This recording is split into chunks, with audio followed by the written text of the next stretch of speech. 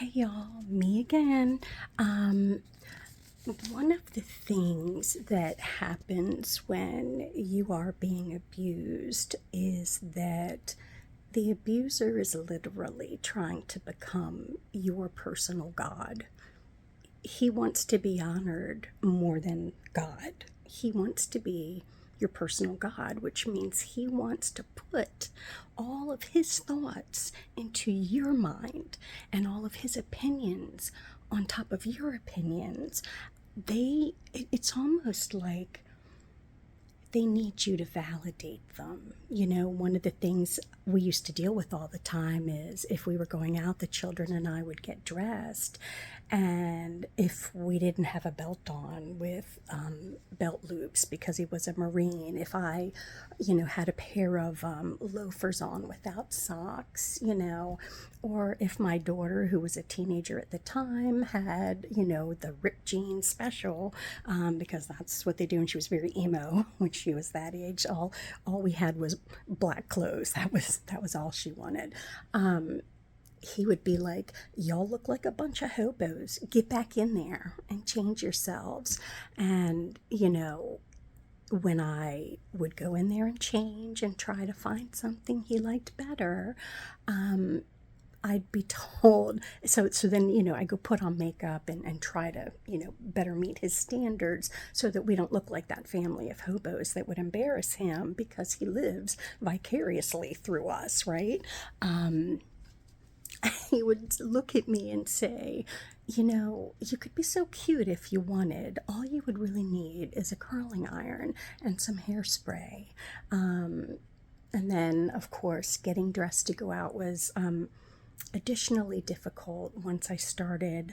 Once I decided, I think I decided like in 20. Was when I was living in England. So it was probably like 2016, 2017. So I had decided at that time to stop using hair color.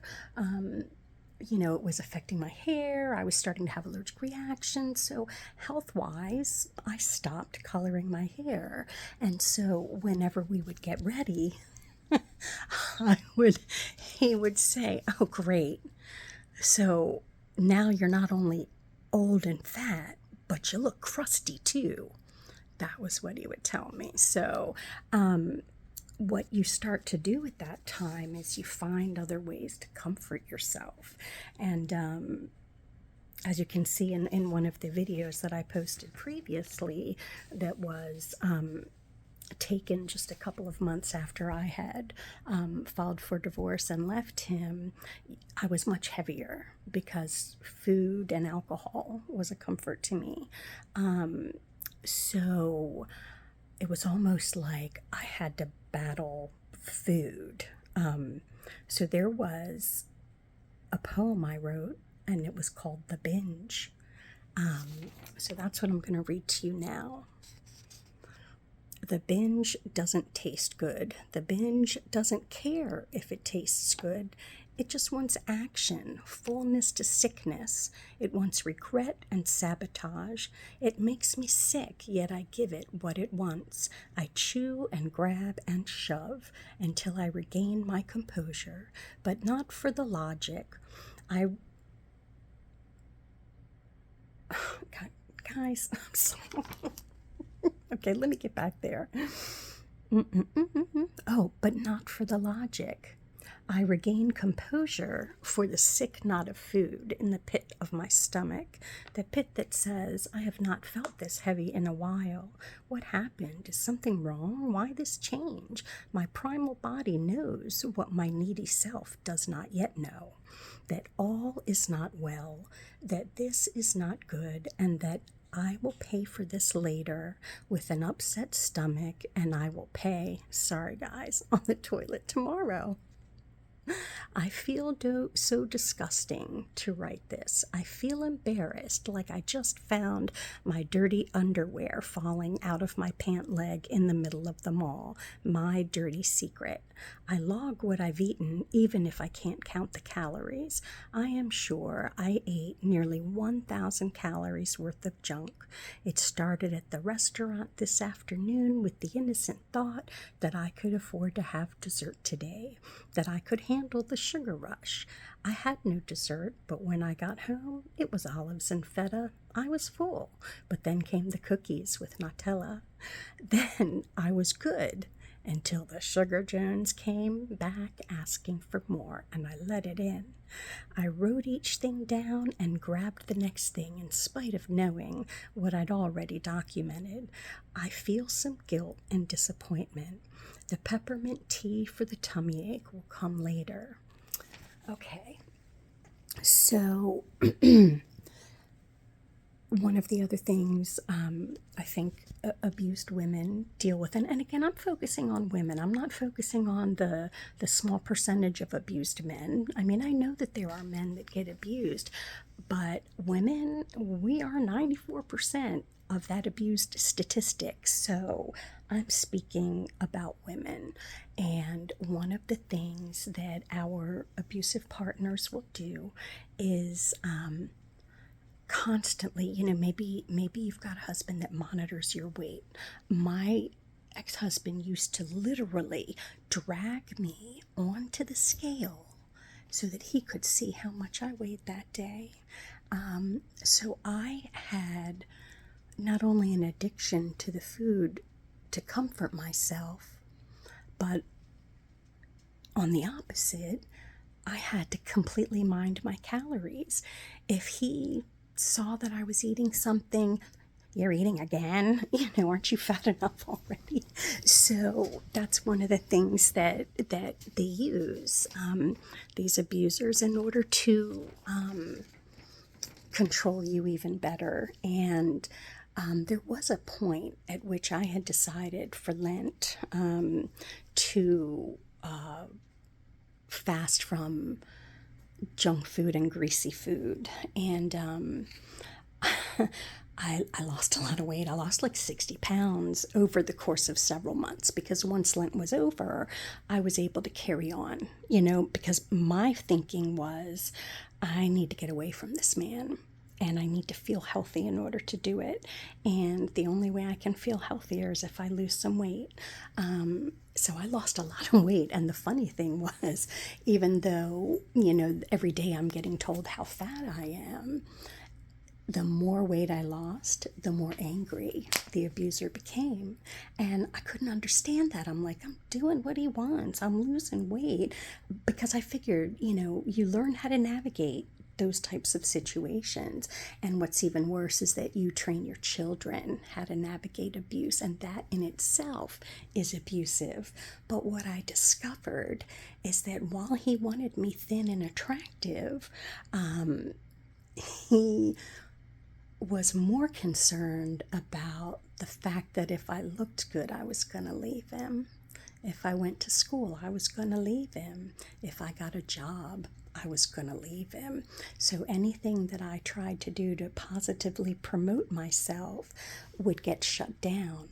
So to me, that binge poem, that came from a place of pain in my heart. It came from a place of pain in my heart. And yeah, that was that one. Okay, so I do have another one. And I have several more, but these are the only ones I want to do right now.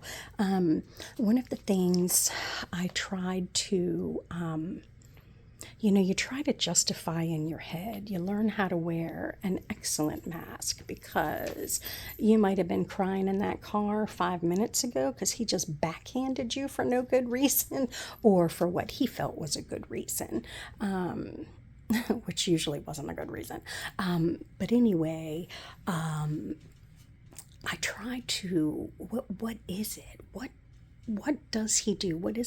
Because my energy when I was with him, my energy was so depleted emotionally. And at one point, this is going to be, I was watching a show that my son recommended for me called What We Do in the Shadows, right? And it's it's kind of like a cult popularity sort of show. But one of the types of vampires, they have all different vampires, and they escaped from their home country because they were being persecuted, but they're like a coven. Hey, kitty, kitty, don't be ripping up them papers, girl. Anyway, let me get back to what's going on. Yeah, it was called What We Do in the Shadows. But one of the vampires was an energy vampire. Energy vampire. So he literally like got off on the energy of a fight, or, a lover's spat, or people crying outside of a burning building, like any kind of emotionally heightened situation. That's where he got his food from. So he didn't take blood, he took energy. And so something clicked in my head, and I wrote this, and it's called The Energy Vampire. Okay. Anyway, here it is. Like a vampire, sucks the marrow from my bones, sucks the strength from my soul, the confidence from my heart, the peace from my mind. There is no kindness large enough to fill the gaping maw, to quench the endless thirst. I fear I will die, drowned in a sea of numbness, lonely and hated, withered and dried, like a leaf fallen from the tree long ago, now just beginning its cycle of rot. I float, but only for the emptiness, not for the weightlessness that comes with joy. Perhaps the wind will blow me up and over, or maybe it will push me under. Until then I float aimlessly onward, saved only by the grace of distraction. I like that one. Okay. All being said, I appreciate y'all listening. I've treated this like a secret for so long. Only my closest people know what I've been through. But again, I need to share this experience so that I don't have to see another mother go through what I've been through with a son in jail for life because he grew up watching his father abuse me. And he unalived his very own wife.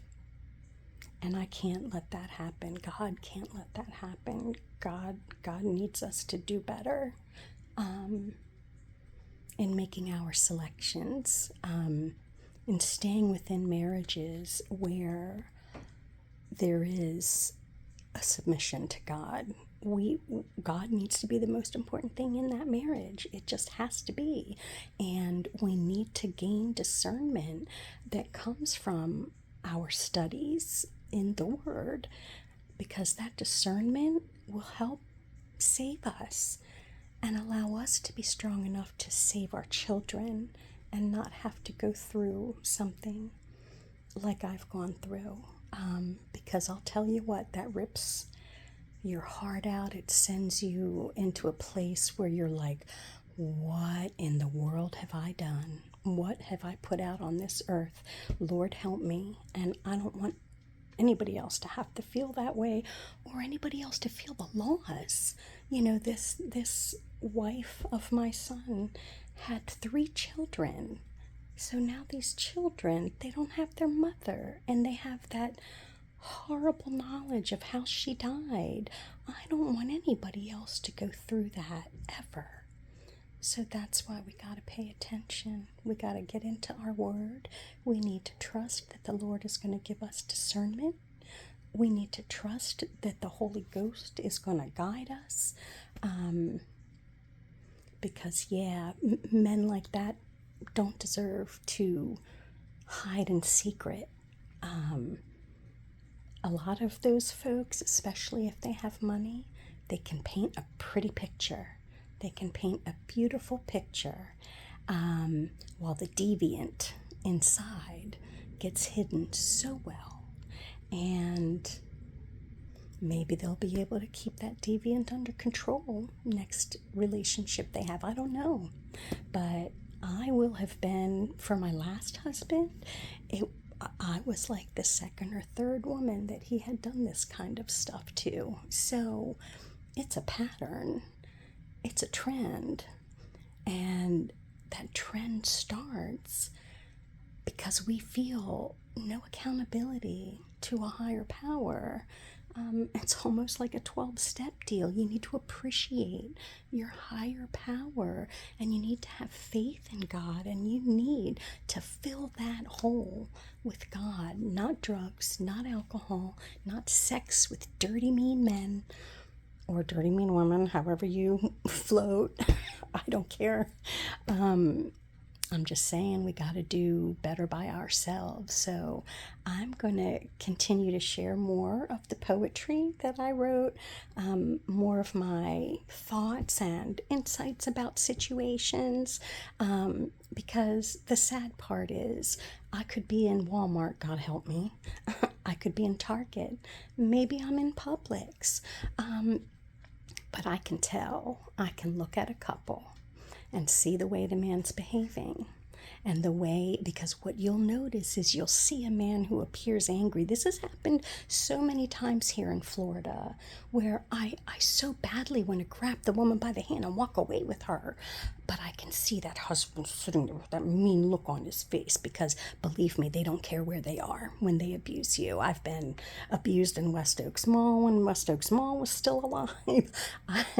I've been in, I've had people staring at myself and my husband as he dressed me down in public, and the humiliation.